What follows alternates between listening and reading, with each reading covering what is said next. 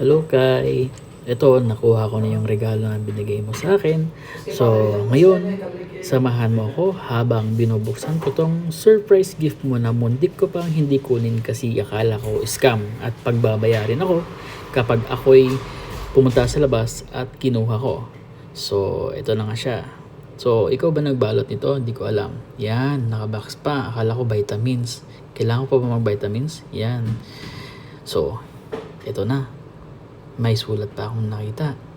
Sige na, basahin ko. Ay, nakabisaya. Wow. Yan, nakaka-touch pala ang sulat mo. Coming from the bottom of your heart. Kasi binisaya mo pa. As if naman naiintindihan ko lahat. Kumbaga pang IELTS 5 lang ako sa Bisaya o 4. Pero, yun, thankful ako sa message. At sa hindi ko inaasahan na regalo mula sa'yo. Ayun, yan, touch na touch ako niyan. Pero syempre, hindi ako pwede maiyak. Kasi nga, binabasa ko yung video. O, di ba? Yan, ngiti-ngiti. Heart for you. So, ito. Buksan na natin tong regalo mo. Hanap mo na ako ang gunting.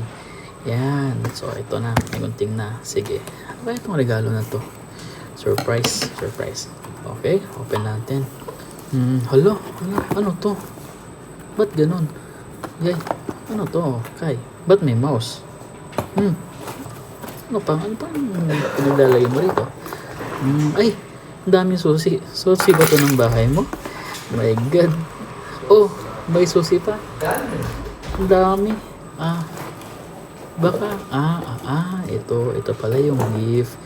Oh, ayos. Sige. Parang perfume ata to. Perfume na magpapasaya sa akin. Maraming salamat at ako'y matutuwa dito. Ang perfume kaya to? Masaya kaya to? Sige. Hirap ng buksan. Ayan. Oh, pangalan no? Ang pangalan? Ay, sad. Ba't naman sad? Joke lang. So, ayun. Maraming salamat. Love you, Mom.